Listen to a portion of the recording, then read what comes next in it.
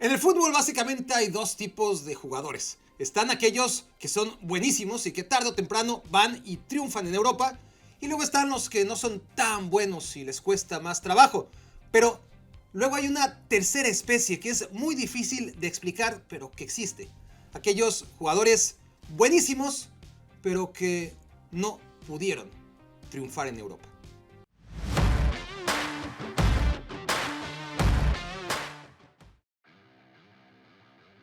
Con 41 goles en la roja, Eduardo Vargas es el segundo máximo goleador histórico de la selección chilena, con solamente 10 tantos menos que Alexis Sánchez, pero nunca pudo triunfar en Europa.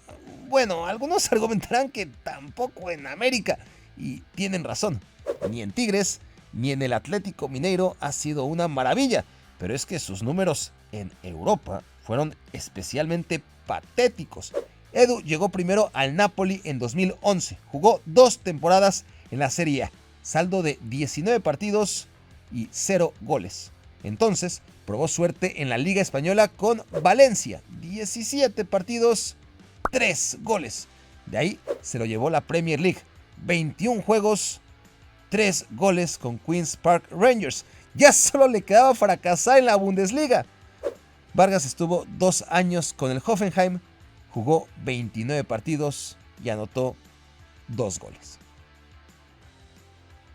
Marcelo Martins Moreno, el único jugador boliviano decente que ha nacido en los últimos 50 años, fue campeón goleador de la Copa Libertadores en 2008 y líder de goleo de la segunda división china en 2017. En Brasil, Martins metió un centenar de goles. En China, anotó más de 50. Y en Europa, prácticamente ninguno. 7 goles en 2 años con el Shakhtar Donetsk en Ucrania, 0 goles en 12 partidos de Premier League con el Wigan y otros 0 goles en 5 juegos de Bundesliga con el Werder Bremen. El paraguayo José Saturnino Cardoso es posiblemente el mejor jugador en la historia del fútbol mexicano, o lo que es lo mismo, desperdició lastimosamente su increíble talento. El segundo máximo goleador en la historia de la selección albirroja, solo por detrás de Roque Santa Cruz, apenas jugó 2 años en Europa. Tenía 19 cuando probó suerte en el Saint Gallen de la Liga Suiza, club pequeño donde jugaba un chileno llamado Iván Zamorano. Zamorano se fue al Sevilla, Cardoso a la U Católica. Uno triunfó en el Inter de Milán y en el Real Madrid, el otro en el Deportivo Toluca. ¿Pudo Cardoso ser tan bueno como Zamorano si tan solo se hubiera quedado en Europa? Sí, lo más probable es que sí. Con 168 partidos jugados en la selección, Iván Hurtado es el jugador que más veces portó la camiseta de Ecuador y uno de los futbolistas que más partidos han jugado en cualquier selección nacional. Hurtado era un defensa central de primera categoría. Brilló en la Liga Ecuatoriana, en la Mexicana, en la Colombiana, en la Catarí, pero increíblemente nunca jugó en Brasil ni en Argentina, pero sí en Europa, aunque muy poco, y además en un equipo marginal, el Murcia, donde el elegantísimo zaguero jugó apenas 15 partidos en 6 meses. Ocurrió en 2004 y el Murcia se fue a segunda división con todo e Iván Hurtado. Eso fue todo lo que pudo vivir en Europa el histórico central ecuatoriano.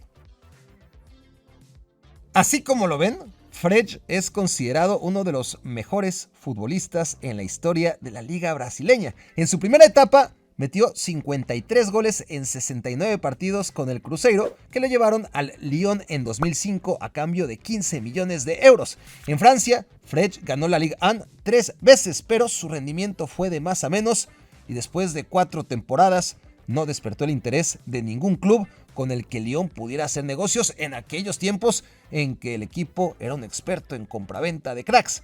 Frech volvió a Brasil gratis a los 25 años y salió tricampeón de goleo del Brasileirao en 2012, 2014 y 2016. Anotó 353 goles en el fútbol brasileño que lo llevaron a ser el desastroso delantero titular de Brasil en su Mundial de 2014. El delantero Paolo Guerrero no fracasó en Europa, pero tampoco fue un éxito, sobre todo si lo comparamos con Jefferson Farfán y Claudio Pizarro, los otros dos grandes referentes del fútbol peruano en los tiempos modernos. Surgido en Alianza de Lima, no debutó como profesional en el fútbol peruano, sino en el Bayern Múnich, donde no pudo despuntar y fue vendido al Hamburgo en 2006 por apenas 2,5 millones de euros. Su primera temporada estuvo lesionado. La segunda y tercera fueron las mejores, aunque no pudo llegar ni a 10 goles en la Bundesliga, y el resto ya fue cuesta abajo. Guerrero fue vendido al fútbol brasileño, tenía 28 años y ahí sí triunfó por todo lo alto en Corinthians, Flamengo e Internacional de Porto Alegre. Víctor Hugo Aristizábal es otro héroe del fútbol brasileño que no tuvo brío en Europa. Con 397 goles en su carrera, se trata del máximo goleador colombiano de todos los tiempos. Marcó casi 100 goles más que Radamel Falcao. El detalle es que la mitad de sus casi 400 anotaciones las marcó en el Atlético Nacional y la otra mitad en Brasil, ya que en Europa solamente jugó 7 partidos. Lo fichó el Valencia en 1993 y Aristizábal no pudo firmar ni un solo gol en España. René Higuita, portero de la selección colombiana en la época dorada de finales del siglo XX, ganó la Copa Libertadores con Atlético Nacional en 1989 y 2 años después se fue a Europa fichado por el Real Valladolid junto a Leonel Álvarez, Carlos el Pibe Valderrama y el entrenador Pacho Maturana, que lo hizo posible. A los 4 símbolos del fútbol colombiano les fue fatal en Europa, pero nadie jugó menos que Higuita. El Valladolid descendió a segunda división en aquella temporada, pero el excéntrico arquero ya no estaba. Renunció a los 6 meses tras 15 horribles partidos en la única aventura europea de su larga trayectoria. Hablando del Valladolid, 27 años tenía Cuauhtémoc Blanco cuando el América cumplió su deseo, que era el deseo de todo México, que el crack nacional por fin saliera a demostrar su calidad en Europa. El jugador más talentoso que ha dado el país se había dado a conocer al mundo 2 años antes con su pintoresca actuación en Francia 98. Luego fue la figura en la Copa Confederaciones que ganó su selección al año siguiente. Era de lejos el mejor futbolista de la Liga MX, pero nadie en Europa quería pagar lo que valía hasta que, presionado por todos lados, el América tuvo que dar el brazo a torcer y prácticamente regalarlo un año al Valladolid para que se mostrara. Cuauhtémoc no fue titular en ninguno de los 3 partidos que disputó. Sí, 3, porque en un encuentro contra Trinidad y Tobago en el que no había nada en juego porque ambas selecciones estaban ya clasificadas a la siguiente ronda, Cuauhtémoc fue víctima de la brutalidad del defensa Ansel Elcock. México ganaba 6-0, penal, rotura de ligamentos y de sueños de todo un pueblo. Cuauhtémoc se perdió toda la temporada en España. ¿Y ahora qué? Pues el América lo prestó otro añito más para que ahora sí se cotizara y a continuación quisiera comprarlo un club grande. Pero esa segunda temporada empezó mal y acabó peor. El Cuau jugó solo 20 partidos, apenas 11 de titular y metió no más que 3 goles. El primero de ellos a Iker Casillas y a una barrera de ensueño. McManaman, Figo y Zidane superados para rescatar un punto antes del final del partido en el Santiago Bernabéu.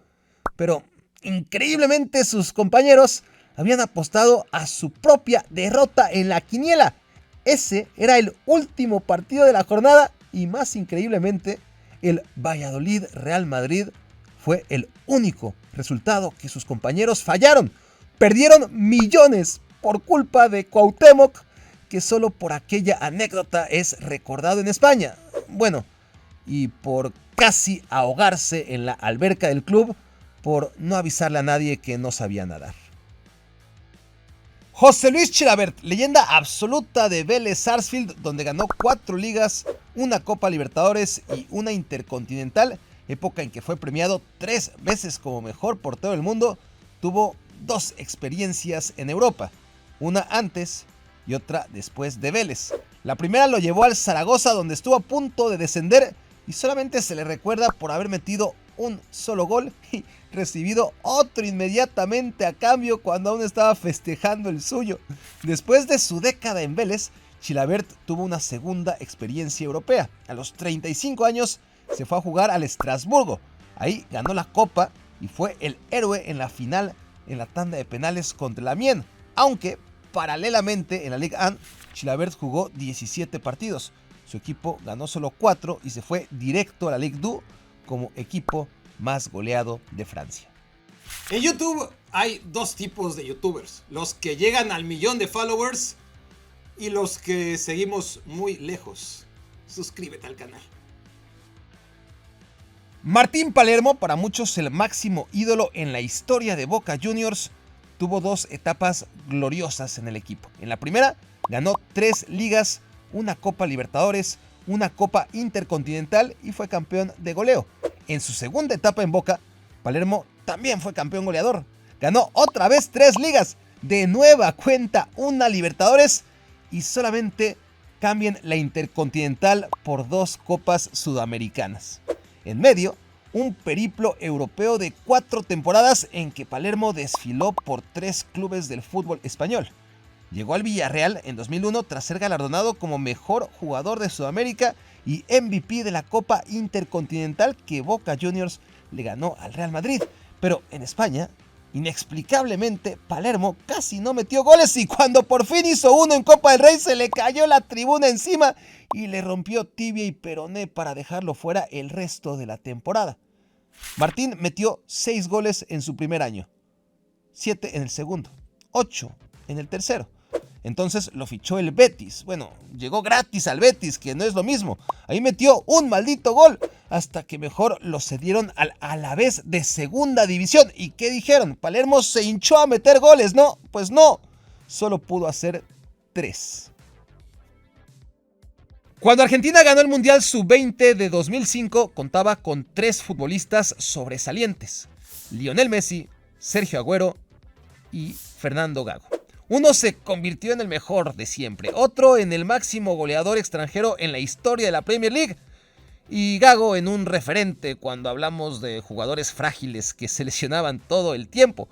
Jugó solo 2 años en Boca Juniors, salió campeón 2 veces, ganó la Copa Sudamericana y lo fichó el Real Madrid por 20 millones de euros en el mercado de invierno de 2007, que es el equivalente a 30 millones actuales. Los cambios de entrenador de un Madrid en crisis tampoco ayudaron al fino mediocampista argentino. Gago estuvo 5 temporadas en el Santiago Bernabéu y cada año jugó menos. La primera fue titular indiscutible con Fabio Capello. La segunda, titular habitual bajo el mando de Ben Schuster. La tercera fue degradado a suplente más o menos activo por Juan de Ramos. Para la cuarta ya era suplente frecuente con Manuel Pellegrini. Y a la quinta, José Mourinho lo cepilló por completo. Gago estuvo cedido 1 año en la Roma y estaba tan devaluado que la Loba no pagó los 7 millones de euros de opción de compra. El Valencia se lo llevó en oferta pagando la mitad y fueron 3,5 millones de euros tirados a la basura porque Gago les duró 6 meses antes de irse a lesionar el resto de su carrera de vuelta a Argentina.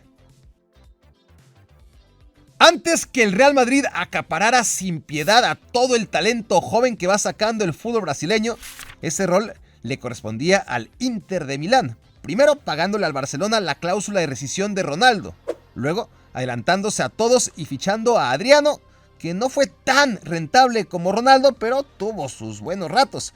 Con estos antecedentes, el lugar natural para el nuevo gran 9 de Brasil no podía ser otro sino el Inter de Milán.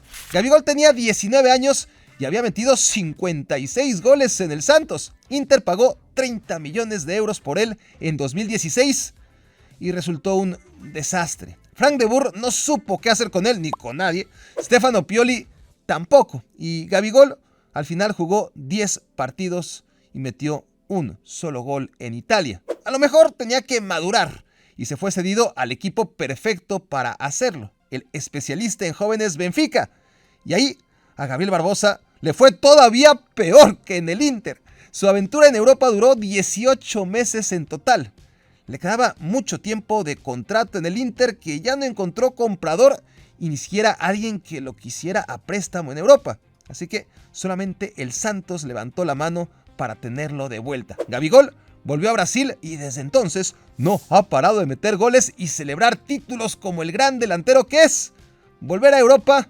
Nah, ni de vacaciones. Freddy Rincón es uno de los mejores jugadores colombianos de la historia. El versátil mediocampista la rompió en todos lados, en Independiente Santa Fe, en Cali, en Palmeiras. Era tan bueno que llegó al Real Madrid en 1995 a jugar junto a Mijael Laudrup, Iván Zamorano y Fernando Redondo, cuando había límite de 4 extranjeros por equipo. Pero cuando dije que Rincón la rompió en todos lados, me olvidé de una excepción, justo la que lo trae a este ranking. Jorge Valdano era el entrenador del Real Madrid y su único aval. El presidente Lorenzo Sanz no lo quería. No había debutado aún y los Ultrasur ya se habían encargado de no hacerlo sentir bienvenido por su color de piel. Rincón no pudo revertir la situación y menos cuando echaron a Valdano. Solamente jugó 21 partidos, 14 en Liga, 7 en Copas. No metió ni un gol y se fue de vuelta a Brasil, donde no hizo más que acrecentar su leyenda al ganar con el Corinthians el bicampeonato 1998 y 1999 del Brasileirao y celebrar la conquista del Mundial de Clubes 2000 como capitán del equipo. Solamente 8 futbolistas en la historia se han dado el lujo de jugar 100 veces con la selección brasileña y uno de ellos es Robinho. Sin embargo, no podemos decir que haya triunfado en Europa. El delantero del Santos era el mejor talento joven del mundo. Tenía 21 años y ya había anotado 85 goles como profesional cuando por fin, después de años de negociación, el Real Madrid pagó 24 millones de euros por él en 2005. Robinho tuvo 3 discretas temporadas en el Santiago Bernabéu cuando sorpresivamente un equipo que siempre descendía en el fútbol inglés lo fichó por 42 millones de euros, que hoy con inflación equivalen a 60 millones. Por supuesto, el Real Madrid le puso moño y lo envió al Manchester City. Robinho fue el primer fichaje del jeque de Abu Dhabi, pero tampoco en la Premier League pudo brillar. Apenas duró año y medio. Su último equipo en Europa fue el Milan y Robinho, como en todos lados, empezó más o menos bien, pero pronto se tiró a la hamaca.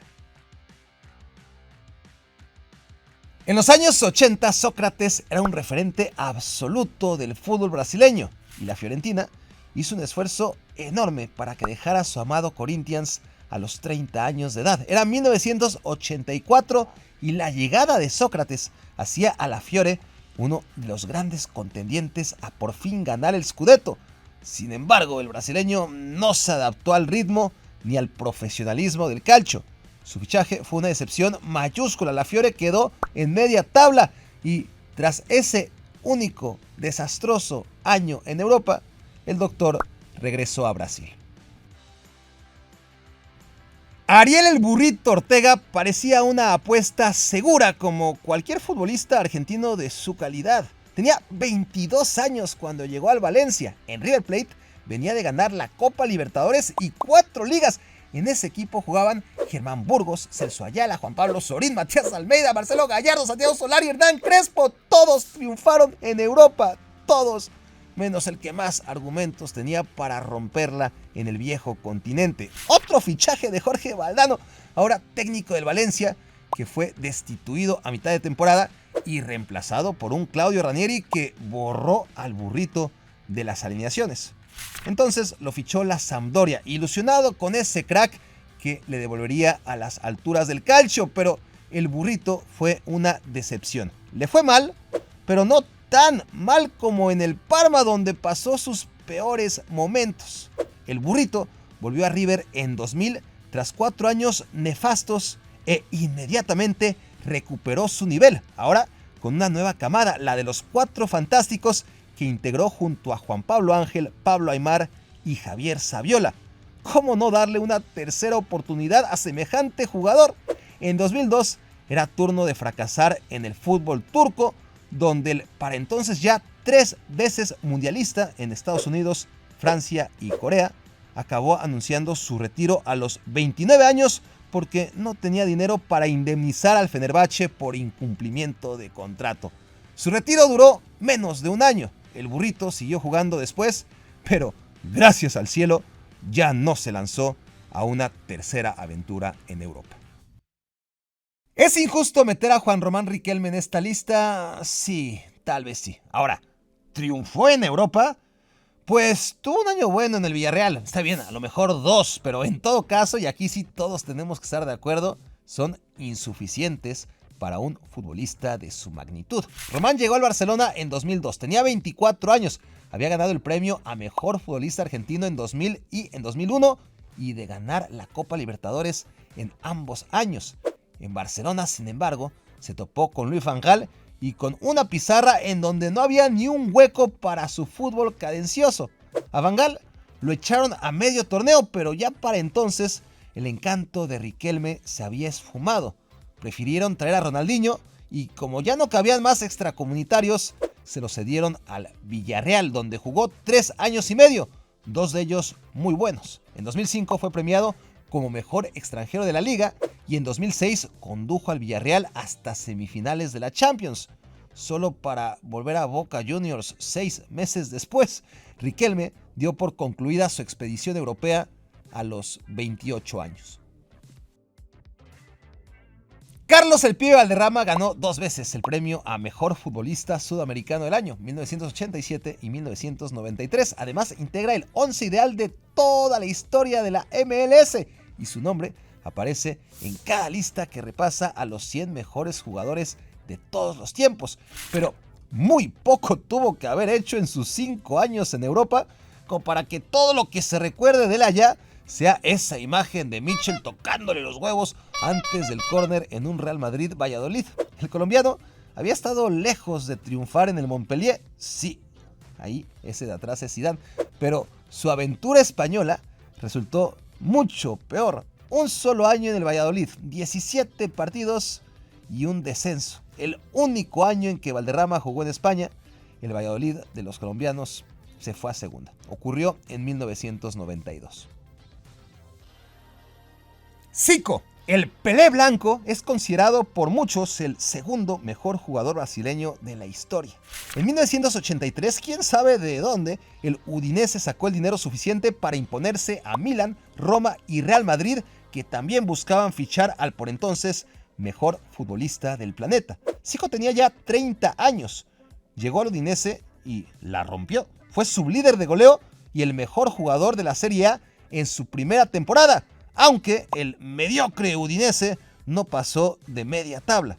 En su segundo y último año en Italia, se acabó el encanto. Zico se lesionó, se peleó con la directiva, fue acusado de evadir impuestos y mejor se regresó a Brasil a seguir siendo leyenda del Flamengo, que es lo que más le gustaba. De aquellos muy buenos futbolistas que nunca pudieron jugar en un equipo grande. De ellos hablo aquí. Encuentren el link aquí abajo en la descripción y dejen sus mensajes porque los de allá, los de acá y nos vemos en la próxima entrega.